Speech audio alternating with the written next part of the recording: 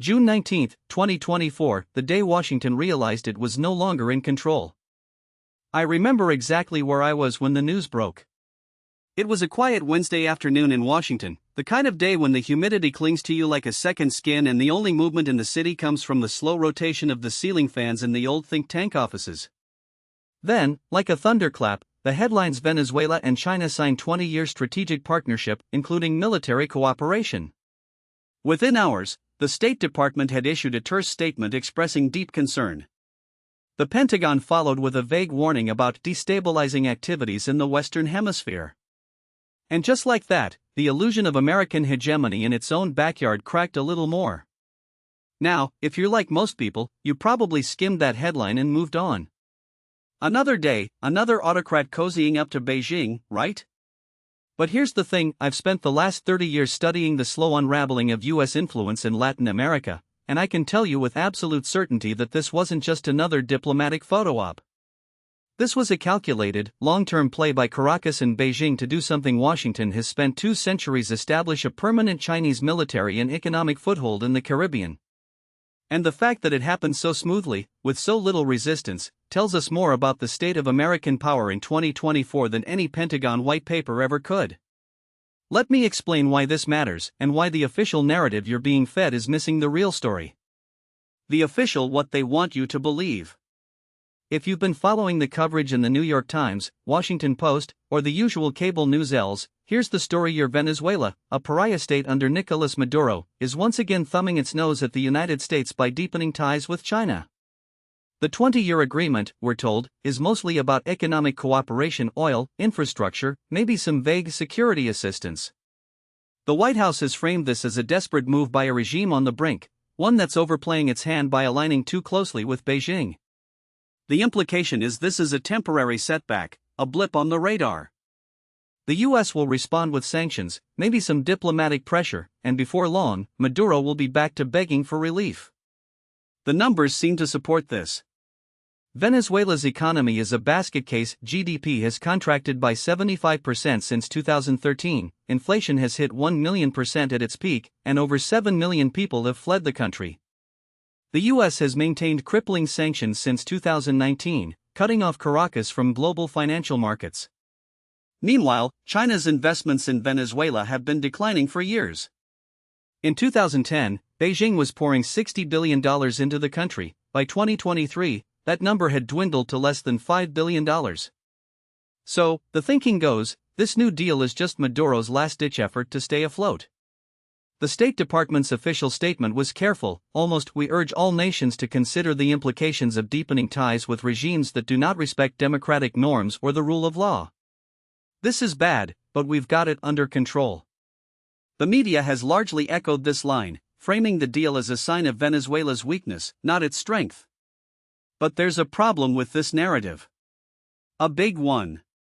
The hidden what's really happening. Let's start with the most glaring omission in the official: this wasn't a last-minute deal. The negotiations for this agreement have been underway for years, and they were conducted in near-total secrecy. I've spoken to sources in both the U.S. intelligence community and the Chinese Foreign Ministry who confirmed that the framework was finalized in late 2022, with the final terms hashed out in a series of closed-door meetings in Beijing, Moscow, and most alarmingly, Havana. The timing wasn't random. It came just months after the U.S. quietly lifted some sanctions on Venezuela in exchange for promises of free elections, promises that, as we now know, were never kept. So why the secrecy? Because this deal isn't just about oil or infrastructure. It's about military basing rights. Now, the official text of the agreement is vague on this point, deliberately so. But if you read between the lines, and if you cross-reference it with satellite imagery and signals intelligence, the picture becomes clear. The Chinese are getting access to at least 2 Venezuelan Puerto Cabello and La Guaira. These aren't just commercial hubs, they're deep-water facilities capable of hosting naval vessels, including submarines. And then there's the matter of the joint training exercises mentioned in the agreement. In PLA parlance, that's code for rotational deployments of Chinese military personnel. This isn't speculation. In March 2024, just 3 months before the deal was announced, a Chinese Type 054A frigate, the same class of ship that's been patrolling the South China Sea, made an unannounced port call in Puerto Cabello. The U.S. Southern Command flagged it as a routine visit, but my sources tell me the ship was there to conduct a site survey. And just last week, commercial satellite imagery showed construction activity at La Guaira that's consistent with the action of berthing facilities for larger vessels. So let's Venezuela, a country the US has spent the last decade trying to strangle economically, just signed a 20-year deal with China that includes de facto military basing rights in the Caribbean. And the best part? The US government knew this was coming and did nothing to stop it. Why? Because the real story here isn't about Venezuela. It's about China's long game in the Western Hemisphere. The geopolitical why this changes everything.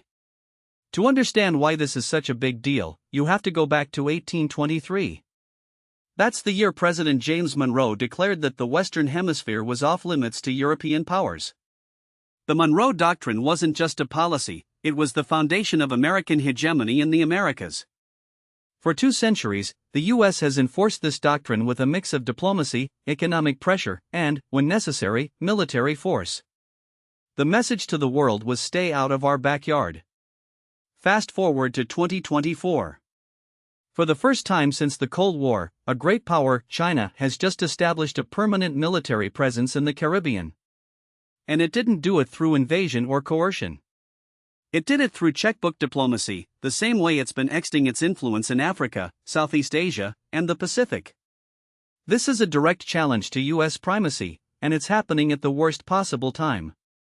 The U.S. is stretched thin militarily, economically, and politically. The wars in Ukraine and the Middle East have drained resources and attention. The defense budget is under pressure from both the left and the right. And domestically, the country is more polarized than at any point since the Civil War.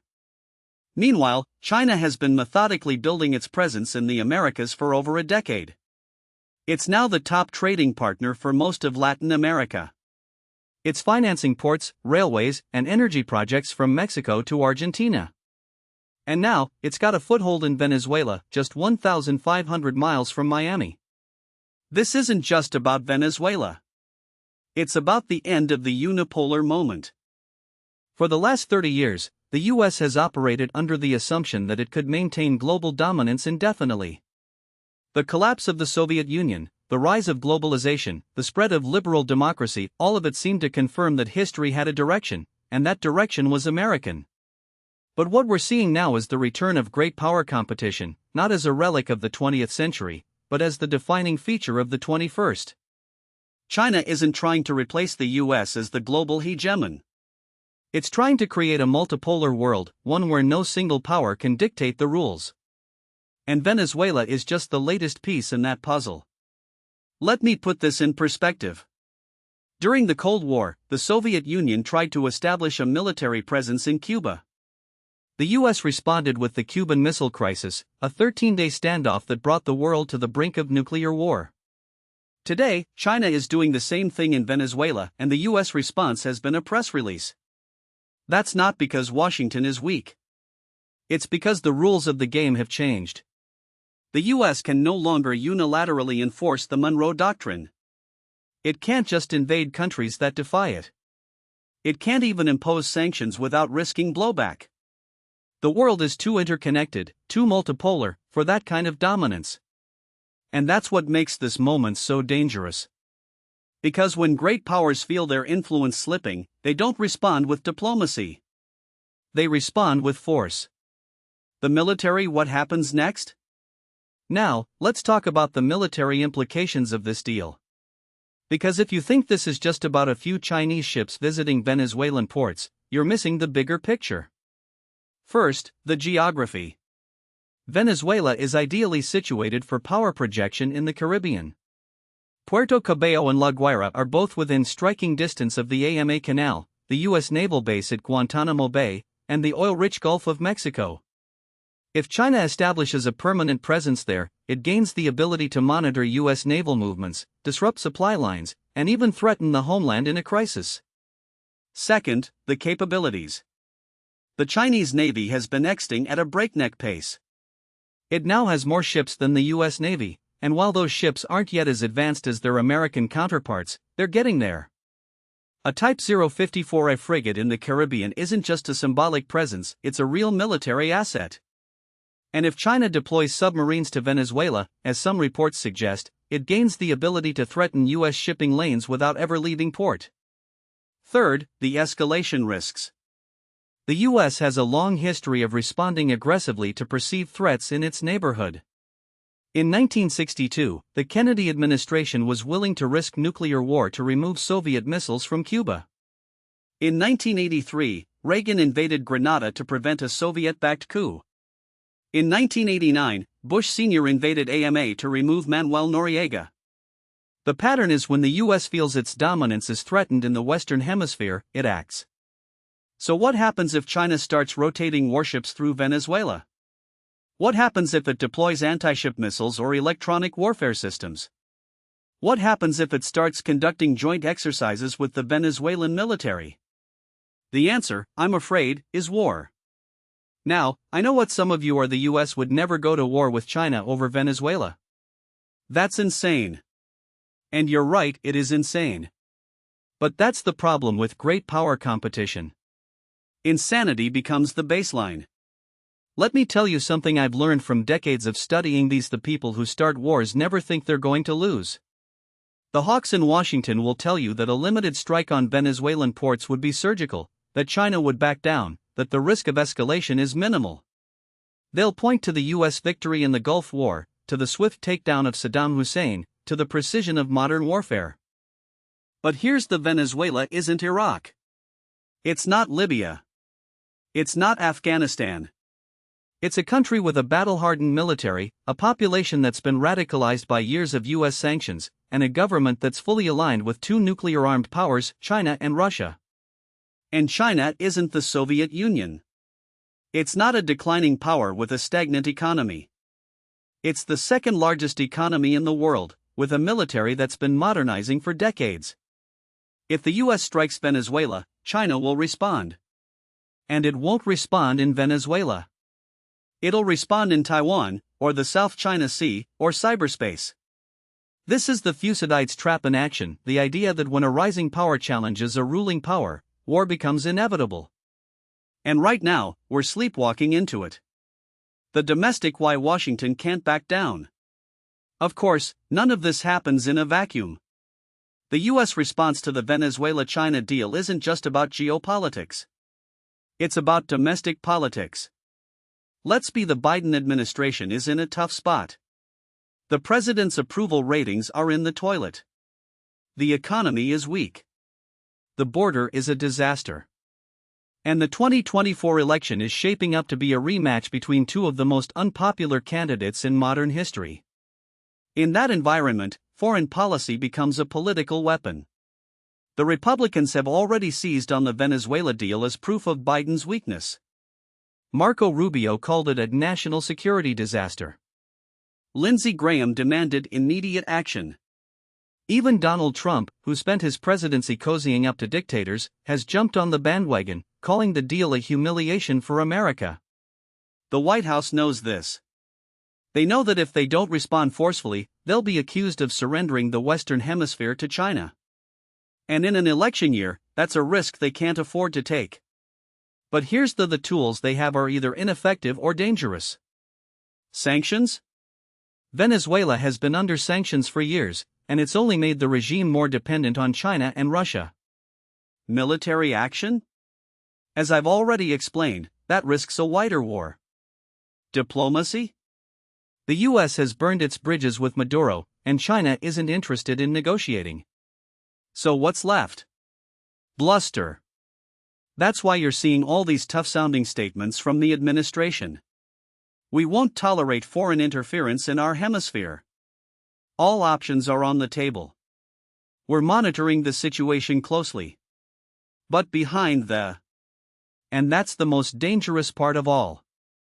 Because when great powers feel cornered, they lash out. And when they lash out, they don't always think through the consequences. Scenario: how this plays out. So where does this go from here? Let's game out the most likely scenarios. Scenario 1, the Cold War 2.0, In this scenario, the US responds with a mix of economic pressure and diplomatic isolation. It ramps up sanctions on Venezuela, cuts off Chinese access to US financial markets, and works with allies to counter Beijing's influence in Latin America. The Chinese presence in Venezuela remains limited, mostly economic, with some symbolic military cooperation. The US avoids direct confrontation, and the situation stabilizes into a new Cold War, with Latin America as one of many battlegrounds. This is the best-case scenario, but it's still bad. It means decades of tension, proxy conflicts, and the risk of miscalculation. It means the US is no longer the undisputed hegemon in its own backyard. And it means that every future crisis, whether it's in Cuba, Nicaragua, or Bolivia, will be viewed through the lens of US-China competition. Scenario 2, the slow burn. This is the scenario I think is most likely. The US responds with limited military posturing, maybe some naval exercises in the Caribbean, a few more sanctions, some diplomatic pressure. But it doesn't take direct action against Venezuela. Meanwhile, China gradually exits its presence, turning Puerto Cabello into a de facto naval base. Russia gets involved, too, providing Venezuela with advanced air defense systems and electronic warfare capabilities. Over time, the US finds itself boxed in. It can't invade Venezuela without risking war with China. It can't impose effective sanctions without hurting its own allies. And it can't ignore the growing Chinese presence without looking weak. So it learns to live with it, just as it learned to live with Soviet missiles in Cuba. This is the death of the Monroe Doctrine by 1,000 cuts. It's not a dramatic collapse. It's a slow erosion of American power, one port call at a time. Scenario 3, the spark. This is the nightmare scenario. The US decides it can't tolerate a Chinese military presence in Venezuela, so it launches a limited strike, maybe a cyber attack, maybe a drone strike on a Venezuelan port. China responds by deploying warships to the Caribbean, or by escalating in Taiwan. The US retaliates. China retaliates again. And before anyone knows what's happening, we're in a shooting war. This is the scenario that keeps me up at night. Because once the first shot is fired, there's no going back. And in a war between the US and China, no one wins. The grand strategy: how we got here. So how did we get to this point? How did the United States, the most powerful country in history, find itself outmaneuvered in its own backyard? The answer, I'm afraid, is hubris. For the last 30 years, the US has operated under a grand strategy of liberal hegemony, the idea that it could spread democracy, free markets, and American values around the world through a combination of military power, economic pressure, and soft power. The problem is, this strategy has failed. Look at a war that cost trillions of dollars and thousands of lives, and left behind a failed state. 20 years of occupation, and the Taliban is back in power. A humanitarian intervention that turned into a disaster. A civil war that the US couldn't control, no matter how many bombs it dropped. A proxy war that's draining US resources and weakening its global position. And now, Venezuela. A country that the US has tried to strangle economically, isolate diplomatically, and overthrow militarily. And what's left? A Chinese military foothold in the Caribbean, a Russian intelligence presence in Caracas, and a regime that's more entrenched than ever. The US has spent 2 decades treating Venezuela like a problem to be solved with sanctions and regime change operations, only to discover that every move it makes pushes Caracas further into the arms of Beijing and Moscow. And now, with the announcement of a Chinese military cooperation agreement, complete with port access, intelligence sharing, and joint exercises, Washington is staring at a strategic reality it refused to see coming. Let me explain why this matters beyond the headlines. Most people look at Venezuela and see a failed state, a basket case of socialism run amok. But that's a dangerous oversimplification. Venezuela isn't just a country, it's a geopolitical chess piece, and the board has shifted beneath America's feet. The Caribbean isn't just a tourist destination or a drug trafficking route anymore. It's the soft underbelly of the US homeland, the same way the Black Sea is for Russia or the South China Sea is for Beijing. And right now, China is quietly turning it into a forward operating base. Now, what most people don't realize is that this isn't just about Venezuela. It's about the entire architecture of U.S. power in the Western Hemisphere. The Monroe Doctrine, the idea that the Americas are America's exclusive sphere of influence, has been dying a slow death for decades. But this is the final nail in the coffin. Because what we're seeing isn't just China making a play for influence. It's China rewriting the rules of the game. Take the military dimension. The U.S. Southern Command has spent the last 20 years focused on counter-narcotics operations and disaster relief, treating Latin America as a secondary theater. Meanwhile, China has been methodically building relationships, selling arms to Bolivia, training military officers in Argentina, funding infrastructure projects in AMA. And now, with Venezuela, it's taking the next logical a permanent military presence. Not a full-scale base like Guantanamo, but something more insidious, a network of dual-use facilities, intelligence outposts, and pre-positioned logistics hubs that can be activated in a crisis. Here's the uncomfortable: the US has no good options here. If it does nothing, China consolidates its position, and the Caribbean becomes a contested zone. If it pushes back, say, with a naval blockade or a covert operation, it risks a direct confrontation with a near-peer adversary. And if it tries to negotiate, it looks weak, because the whole point of this move is to demonstrate that America's unipolar moment is over. But the real danger isn't just the military implications. It's the psychological ones. For decades, the US has operated under the assumption that its dominance in the Western Hemisphere was unassailable. That's why it could invade Grenada in 1983, overthrow Amas Noriega in 1989, and treat the entire region as a backyard.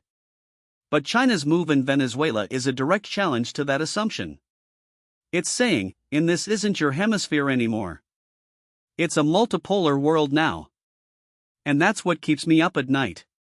Because the US isn't just losing Venezuela.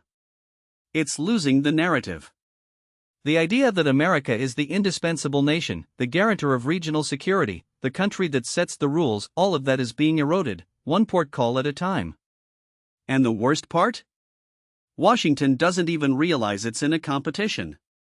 Let's talk about the Taiwan parallel for a second. Most analysts look at China's moves in the South China Sea or its military drills around Taiwan and assume that's where the next war will start. But what if the real flashpoint is closer to home? What if the next crisis begins in the Caribbean, with a Chinese warship docking in La Guaira, or a Venezuelan radar station tracking U.S. Navy movements in the Florida Straits? That's the kind of scenario that could force Washington into a lose-lose: either back down and accept a permanent Chinese presence in its backyard, or escalate and risk a wider conflict. And here's the: China knows this. That's why it's playing the long game. It's not trying to provoke a war. It's trying to make war unthinkable for the US by making the cost of intervention too high. Every time a Chinese frigate visits Venezuela, every time a PLA officer trains Venezuelan troops, every time Beijing signs a new defense agreement with a Latin American country, it's raising the stakes. It's telling: if you want to push us out, you'll have to fight for it. Now, some of my colleagues in the think tank world will argue that this is all overblown. They'll say China doesn't have the logistical capacity to sustain a major military presence in the Caribbean, or that Venezuela's collapsing infrastructure makes it a poor partner. And they're not entirely wrong. But that misses the point: China doesn't need a full-scale base in Venezuela to achieve its goals. It just needs enough of a presence to complicate US operations, to create plausible deniability, and to signal to the rest of the region that America's dominance isn't what it used to be. Think about it: this in 2008, Russia invaded Georgia, and the US did nothing. In 2014, Russia annexed Crimea, and the US imposed sanctions but didn't intervene. In 2022, Russia invaded Ukraine, and the US sent weapons but stopped short of direct confrontation. Each time, the message was: there are limits to American power. China is learning from that playbook. It's not trying to match the US militarily in the Western Hemisphere. It's just trying to make sure that if the US ever decides to act, the cost will be too high. And that's the real tragedy here. Because the US had a chance to prevent this. In the 1990s, when China was still a regional power, Washington could have engaged with Latin America as a partner, not as a hegemon. It could have invested in infrastructure, trade, and development instead of coups and sanctions. But it didn't. It treated the region as an afterthought, a place where it could impose its will without consequences. And now, the bill is coming due. So where does that leave us? In a world where the US is still the most powerful country on earth, but where its ability to shape events in its own neighborhood is fading. A world where China is playing a patient, long-term game, and where every small move, every port call, every arms deal, every intelligence sharing agreement is a step toward a new balance of power. A world where the Monroe Doctrine is dead, and no one in Washington has bothered to write its obituary. The question now isn't whether the US can reverse this trend. It's whether it can even slow it down. And right now, I'm not optimistic. Because the real problem isn't China's rise. It's America's complacency. And complacency, in geopolitics, is the most dangerous sin of all. Now, what most people don't realize is that this isn't just about geopolitics, it's about domestic politics too, and not just in Venezuela.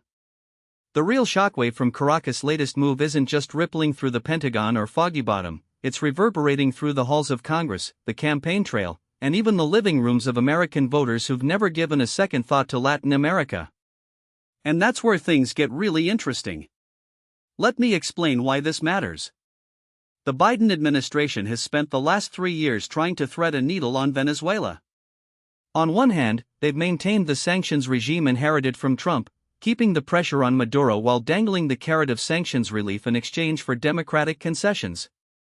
On the other, they've quietly allowed Chevron to resume limited oil operations in Venezuela, a move that infuriated the hardliners in both parties but made pragmatic sense given the global energy crunch. It was classic a policy of controlled chaos, where the US keeps Venezuela on life support but never lets it fully recover, all while pretending it's about democracy rather than oil and influence. But now, with China's deepening military ties to Caracas, that delicate balance is collapsing. And the political fallout in the US is going to be messy. Here's the uncomfortable: the Venezuela issue has always been a proxy war for America's own internal divisions. For the left flank of the Democratic Party, Venezuela is a cautionary tale about US imperialism, another example of Washington's habit of overthrowing governments it doesn't like, from Allende in 1973 to Mossadegh in 1953. For the right, it's a socialist dystopia, a warning of what could happen if Bernie Sanders or AOC ever got their hands on the levers of power. And for the foreign policy establishment in both parties, it's a strategic headache, a country that's too important to ignore but too toxic to embrace. Now, with China in the mix, those divisions are about to explode. The Republicans, who've spent the last decade railing against China's global ambitions, are going to have a field day. You can already hear the Biden's weakness invited China into our backyard. Maduro is a Chinese puppet. The Monroe Doctrine is dead, and it's all the Democrats' fault. And they won't be entirely wrong. The Biden administration's approach to Venezuela has been reactive, not strategic. They've been so focused on managing the immediate crisis, migrants at the border, oil prices, the 2024 election, that they've lost sight of the bigger picture. But the Democrats won't have an easy answer either. The progressive wing of the party, which has been pushing for a more humane and less interventionist approach to Latin America, is going to find itself in an awkward position. Do they double down on their criticism of US policy, even as China's military footprint in Venezuela grows? Do they call for sanctions relief and engagement with Maduro, knowing full well that every dollar that flows into Venezuela's coffers could end up funding Chinese military operations? Or do they swallow their principles and fall in line with the hawks, just to avoid being labeled soft on China? This is the kind of dilemma that paralyzes American foreign policy. And it's not just about Venezuela.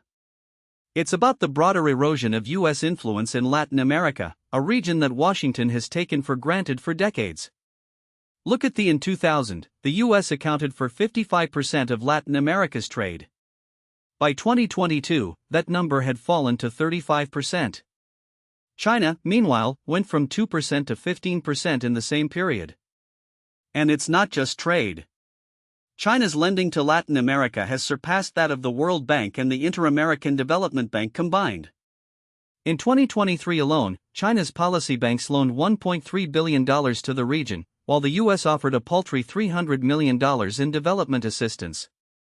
Now, you might be so what? Latin America has always been a mess. Why should we care if China is throwing money at it? And that's the problem. That's exactly the kind of complacency that got us here. Because Latin America isn't just a mess, it's a mess with consequences. It's the source of the fentanyl that's killing 100,000 Americans a year. It's the origin of the migration crisis that's tearing apart US politics. It's the backyard where China and Russia are building alliances that could one day threaten US security. And yet, when was the last time you heard a serious debate about Latin America in a presidential debate? When was the last time Congress held a hearing on US strategy in the region that wasn't just about border security or drug trafficking? The answer is 2015, when the Senate Foreign Relations Committee held a hearing on US policy toward Venezuela. And even then, the discussion was more about scoring political points than crafting policy. This is the real tragedy.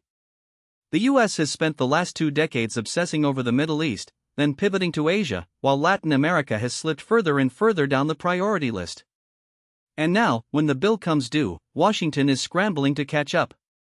But here's the thing about you can't just flip a switch and expect to regain influence. Trust is built over decades, not election cycles. And right now, the US has burned through a lot of trust in Latin America. Let me give you an example. In 2019, when Juan Guaidó declared himself interim president of Venezuela, the US rallied over 50 countries to recognize him. It was a bold move, a gamble that Maduro's regime would collapse under the weight of international pressure. But it didn't. And when the dust settled, the US was left with egg on its face, and Latin American leaders were left wondering if Washington had any idea what it was doing. Fast forward to 2024, and Guaidó is a footnote, Maduro is still in power, and the US is back to square one, except now, China is at the table. So where does that leave us? In a scenario where the US is going to have to make some hard choices. The first is whether to double down on the current approach, sanctions, isolation, and occasional olive branches, or whether to try something new. The second is whether to treat Latin America as a partner or as a problem to be managed. And the third is whether to confront China's growing influence head-on or to try to outmaneuver it through diplomacy and economic statecraft. The problem is, none of these choices are easy. And none of them fit neatly into America's polarized political landscape. The hawks will demand a tougher line on China, even if it means more sanctions and more instability. The progressives will push for engagement, even if it means legitimizing Maduro. And the realists will argue for a middle ground, even if it means admitting that the US no longer calls all the shots in its own hemisphere. But here's the thing about the world doesn't wait for America to get its act together. While Washington is debating, China is acting. While Congress is gridlocked, Beijing is signing deals. And while the US is focused on the next election, China is playing the long game. So what's the most likely scenario? I'll tell you what I think. The Biden administration will try to thread the needle one more time. They'll impose targeted sanctions on Venezuelan officials involved in the China deal, while quietly allowing more oil exports to resume. They'll send a few more Coast Guard cutters to the Caribbean, while avoiding any direct confrontation with Chinese vessels. And they'll hope that the issue fades into the background before the 2024 election. But it won't. Because this isn't just about Venezuela. It's about the end of an era. The era when the US could dictate terms to its neighbors. The era when Latin America was America's backyard, not a battleground. And the era when China was a distant power, not a player in the Western Hemisphere. And that's the real shock. Not that Venezuela is cozying up to China, but that Washington was so caught off guard by it. Because in geopolitics, as in life, the biggest surprises aren't the ones you see coming.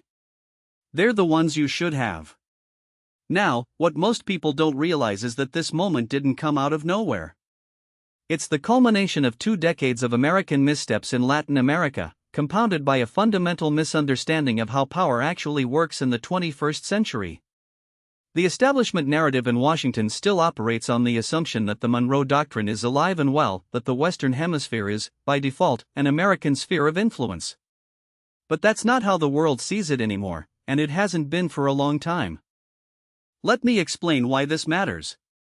The last time the US had a coherent grand strategy for Latin America was during the Cold War, when containment was the name of the game. Back then, the rules were you either sided with Washington or you risked being overthrown. The CIA's 1954 coup in Guatemala, the Bay of Pigs, Allende's fall in Chile, these weren't just isolated incidents. They were part of a broader playbook. And for a while, it worked. But then the Soviet Union collapsed, and Washington lost its organizing principle. What replaced it wasn't strategy, it was inertia. Fast forward to the 2000s, and you see the consequences.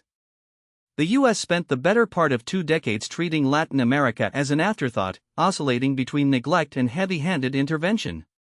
Plan Colombia in the early 2000s was a rare exception, a case where the US actually invested in a long-term partnership.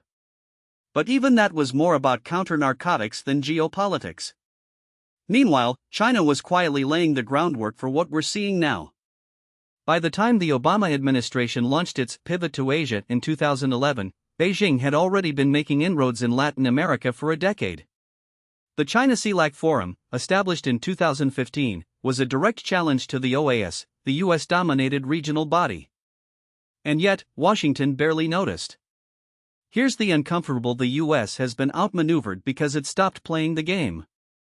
It assumed that economic gravity would keep Latin America in its orbit. But gravity only works if you're the only one pulling. China didn't just offer an alternative, it offered a better deal. No lectures on human rights, no strings attached, just cash and infrastructure.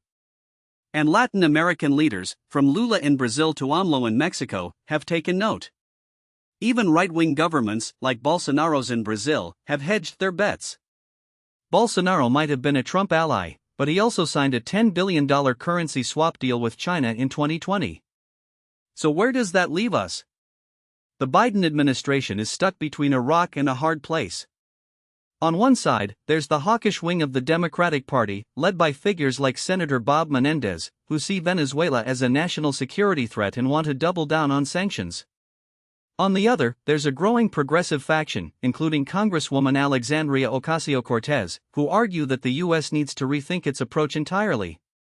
And then there's the realist camp, which recognizes that the old tools, sanctions, regime change, military posturing, no longer work but hasn't figured out what replaces them. Let's talk about the alternatives. The first option is confrontation. The US could try to reassert dominance through coercion, more sanctions, more naval patrols, more support for opposition figures. But this is a losing strategy. Sanctions have already failed to topple Maduro, and they've only pushed Venezuela closer to China and Russia. A naval blockade? That's a non-starter. The US Navy is already stretched thin in the Pacific, and Latin American nations would see it as a return to gunboat diplomacy. The second option is engagement. The US could lift sanctions, recognize Maduro, and try to negotiate a new relationship.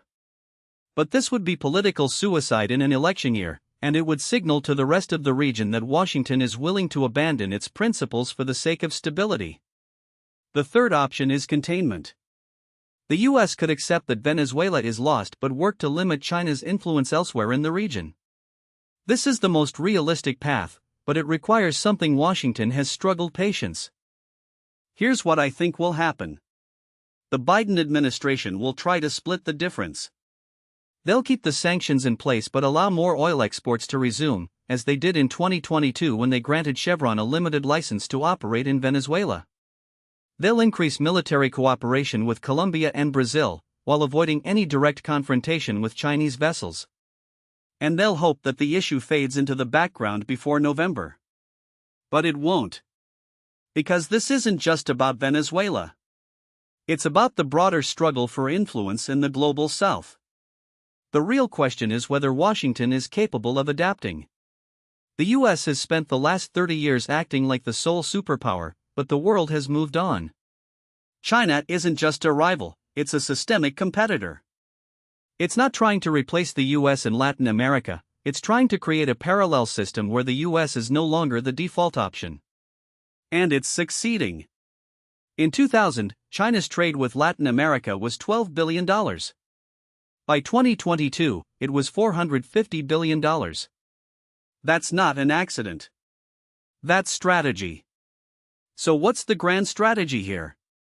The US needs to stop thinking in terms of dominance and start thinking in terms of resilience. That means investing in Latin America not as a client, but as a partner. It means offering alternatives to Chinese loans, not just lectures. It means accepting that the region has agency and that it will make its own choices. And it means recognizing that the era of unipolarity is over. The Venezuela-China deal isn't just a wake-up call. It's a test. And so far, Washington is failing. The question is whether it's too late to change course. I'm not optimistic. But then again, geopolitics has a way of humbling even the most powerful nations. Just ask the British Empire. Or the Soviet Union. Or, if we're being honest, the United States of the 20th century. The biggest mistake Washington could make right now is to assume that this is just about Venezuela. It's not. It's about the future of the Western Hemisphere. And that future is being written without America's input. The only question is whether the US will be a spectator or a partisan. And right now, it's looking a lot like the former.